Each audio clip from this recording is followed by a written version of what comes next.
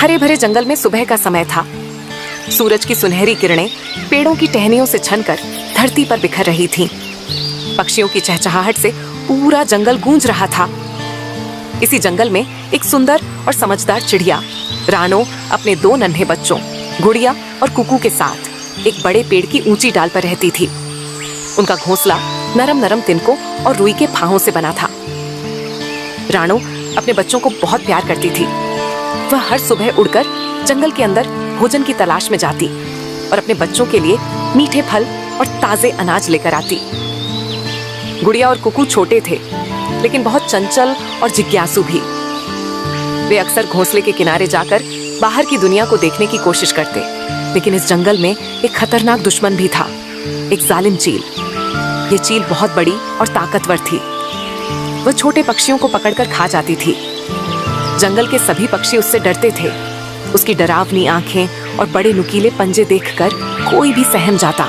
रानो जानती थी कि उसकी दुनिया में सिर्फ सुंदरता ही नहीं, बल्कि खतरे भी हैं। वह अपने बच्चों को रोज समझाती। गुड़िया और कुकू, याद रखना, जब तक मैं घर वापस ना आ जाऊं, तुम घोंसले से बाहर मत निकलना। जालिम चील कभी भी आ सकती है। गुड़िया और कुकू अभी छोटे थे, लेकिन समझदार भी थे।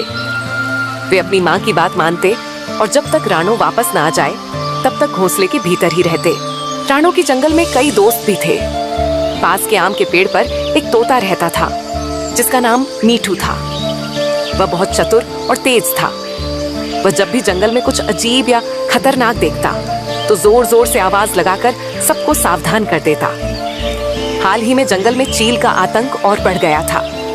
कई चिड़ियों ने अपने बच्चों को खो दिया था।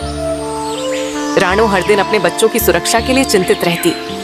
वह अपने घोंसले के चारों ओर सूखे पत्ते और कांटेदार टहनियां रखती, ताकि कोई शिकारी आसानी से घोंसले तक न पहुंच सके। लेकिन जालिम चील ने रानो के बच्चों को देख लिया था। वह जानती थी कि ये दोनों नन्हे बच्चे उसके लिए आसान शिकार हो सकते हैं। उसने मन ही मन योजना बना ली। एक दिन जब रानो भोजन की तलाश में गई थी, चील ने मौका देखकर हमला करने की ठानी। वह पेड़ के पास जाकर घोंसले पर नजर रखने लगी। गुड़िया और कुकू घोंसले में अकेले थे। माँ ने कहा है कि हमें बाहर नहीं जाना। हाँ, लेकिन मैं माँ को ढूंढना चाहती हूँ। दोनों बहुत छोटे थे, इसीलिए उन्हें नहीं पता था कि बाहर कितना बड़ा खतरा मंडरा रहा है। उसी समय मीठू तोता पास के पेड़ पर बैठा था। उसने चील को उड़ते हुए देखा। उसे समझते देर न लगी कि चील कुछ गड़बड़ करने वाली है। वह तुरंत चिल्लाया, भागो, चील आ रही है। गुड़िया और कुकू डर गए और तुरंत घोंसले के कोने में दुबक गए। लेकिन चील तो बहुत चालाक थी। उसने पंख फड़फड़ाए और सीधा घोंसले की ओर झपट पड़ी। रानो उस समय जंगल के दूसरी ओर थी। जब उसने मीठू की आवाज सुनी, वह तुरंत समझ गई कि कुछ बहुत गलत हो गया है। वह अपनी पूरी ताकत से उड़ने लगी। उसकी चोंच में खाना था, लेकिन अब उसे बच्चों की जान बचानी थी। रानो जैसे ही पेड़ के पास पहुंची, उसने देखा कि चील अपने बड़े बड़े पंजों से घोंसले को पकड़ने की कोशिश कर रही थी। गुड़िया और कुकू घबराए हुए कोने में सिमटे बैठे थे। रानो बिना डरे चील की ओर झपटी। उसने अपने पंखों को फैला लिया और चील के सामने जा खड़ी हुई। मेरे बच्चों को छोड़ दो। छोटी चिड़िया, तुम मुझसे लड़ोगी? मैं तो तुम्हें भी खा जाऊंगी। लेकिन रानो ने हार नहीं मानी। उसने अपनी चोंच से चील पर वार कर दिया। चील गुस्से में आ गई और उसने पंजों से रानो पर हमला कर दिया। मीठू तोता फिर से चिल्लाया, सब आओ, रानो की मदद करो। कालू कौवा, बंटी कबूतर और दूसरे पक्षी तुरंत इकट्ठा हो गए। सबने मिलकर चील पर हमला कर दिया। वे उसकी पीठ पर चोंच मारने लगे, पंखों को खींचने लगे। चील अचानक खुद को अकेला महसूस करने लगी। इतने सारे पक्षियों को देखकर चील डर गई। उसने सोचा, अगर मैं ज्यादा देर रुकी तो ये सब मुझे घायल कर देंगे। चील ने आखिरी बार घोंसले की ओर देखा और फिर जोर से चिल्लाई, आज तो बच गए, लेकिन अगली बार नहीं। वह फड़फड़ाकर उड़ गई और जंगल के दूसरे कोने में चली गई। रानो ने जल्दी से अपने बच्चों को गले से लगा लिया। गुड़िया और कुकू अभी भी डरे हुए थे, लेकिन वे अपनी माँ को देखकर सुरक्षित महसूस कर रहे थे।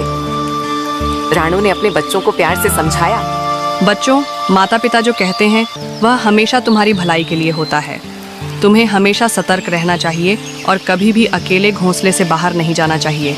हाँ माँ, अब हम कभी गलती नहीं करेंगे। उस दिन के बाद से पूरे जंगल में एकता और सतर्कता का संदेश फैल गया। पक्षी अब और सतर्क रहने लगे और जालिम चील वह कभी दोबारा उस जंगल में लौटने की हिम्मत नहीं कर सकी। सीख, बड़ों की सलाह माननी चाहिए क्योंकि वे हमारे भले के लिए ही मार्गदर्शन करते हैं। हरे भरे जंगल में एक प्यारी सी नन्ही चिड़िया रहती थी जिसका नाम था राणो। राणो बहुत चतुर और शरारती थी। उसकी एक खास आदत थी, वो जो भी देखती उसी की नकल करने की कोशिश करती। कभी कभी यह आदत उसके लिए फायदेमंद होती, लेकिन कभी कभी उसे मुश्किलों में भी डाल देती। जंगल में रहने वाले बाकी पक्षी उसकी इस आदत से बहुत परेशान थे। कोई भी नई चीज करे तो राणो तुरंत उसकी नकल करने लगती। खासकर जंगल के एक तोते की नकल करने में उसे बड़ा मजा आता। इस जंगल में एक टप्पू तोता भी रहता था। वह बहुत समझदार और बोलने में माहिर था। लोग कहते थे कि वह इंसानों की भाषा भी समझता है और उनकी बातें दोहरा सकता है। राणो हमेशा सोचती, अगर मैं भी टप्पू तोते की तरह बोलना सीख जाऊं तो पूरे जंगल में मेरी इज्जत बढ़ जाएगी। अब राणो की जिंदगी का एक ही मकसद था, तोते की तरह बोलना सीखना। वह हर रोज टप्पू के करीब जाकर उसकी बातें ध्यान से सुनती और चुपके चुपके उसकी नकल करने की कोशिश करती। टप्पू को यह सब देखकर हंसी आती। वह राणो से कहता, राणो, हर कोई अपनी खासियत से जाना जाता है। नकल करने से कोई महान नहीं बनता, बल्कि खुद की पहचान खो देता है। लेकिन राणो को तोते की यह सीख समझ नहीं आती।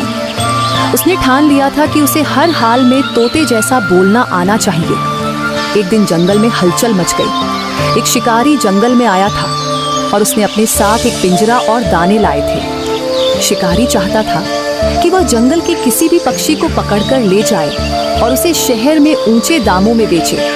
राणो, जो हमेशा टप्पू की नकल किया करती थी, आज भी उसकी हरकतों की नकल कर रही थी। उसने देखा कि टप्पू तोता अचानक जोर जोर से बोलने लगा, शिकारी आया, भागो भागो। राणो को लगा कि ये भी टप्पू की कोई चालाकी भरी बात होगी और वह मजे मजे में उसकी नकल करते हुए चिल्लाने लगी, शिकारी आया, भागो भागो। लेकिन राणो को ये नहीं पता था कि शिकारी ने सच में जाल बिछा दिया था। जैसे ही वह नीचे उतरी, शिकारी ने झट से उसे पकड़ लिया। राणो फंस चुकी थी। उसे अपनी गलती का एहसास हुआ, लेकिन अब बहुत देर हो चुकी थी। शिकारी ने उसे पिंजरे में डाल दिया और लेकर जाने लगा। टप्पू तोता और बाकी पक्षियों ने देखा कि राणो मुसीबत में पड़ गई है। वे सभी मिलकर शिकारी को रोकने के लिए एक योजना बनाने लगे। टप्पू ने अपने तोते दोस्तों के साथ मिलकर जोर जोर से इंसानों की आवाज निकालनी शुरू कर दी। रुको, ये चोरी है, पुलिस बुलाओ। शिकारी डर गया।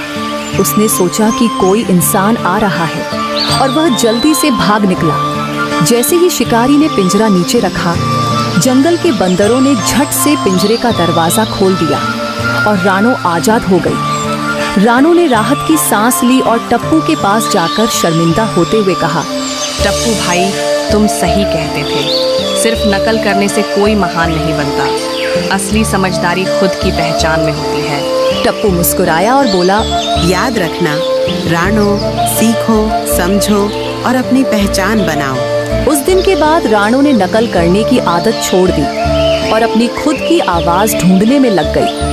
अब वह जंगल की सबसे बुद्धिमान चिड़िया बन गई थी। सीख, हर किसी की अपनी खासियत होती है। नकल करने की बजाय अपनी खुद की पहचान बनाना ही असली समझदारी है